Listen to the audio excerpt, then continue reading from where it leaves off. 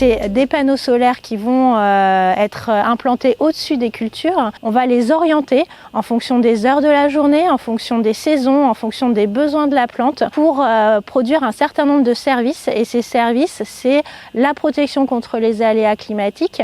On parle de la grêle, on parle du gel, on parle de la canicule. Et c'est aussi une adaptation des vergers face aux effets du changement climatique. Et je pense particulièrement à l'irrigation raisonnée. Le premier enjeu, c'est vraiment que l'agrivoltaïsme soit considéré comme un outil agricole. Pour moi, c'est ça la priorité. Effectivement, la production d'électricité finance l'installation, mais c'est une production secondaire.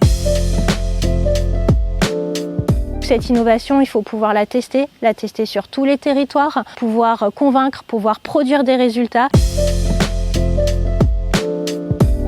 Si ça permet à la fois d'avoir notre objectif de souveraineté alimentaire et aussi notre objectif de souveraineté énergétique, je trouve vraiment que ça remet l'agriculture au cœur de tous les débats et au cœur de toutes ces crises que vient de traverser le monde. Et à partir du moment où on économise 10, 20, 30% d'eau d'irrigation, je trouve que c'est une idée assez intéressante. C'est vraiment un modèle qu'il faut pouvoir promouvoir, en tout cas qu'il faut essayer de développer un petit peu partout, avec toutes les productions possibles et imaginables.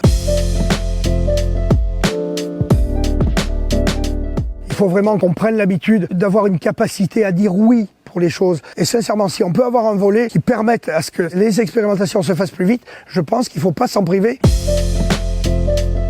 C'est vraiment une très belle découverte, à la fois humaine, à la fois scientifique, expérimentale, agricole. C'est vraiment tout ce que j'aime.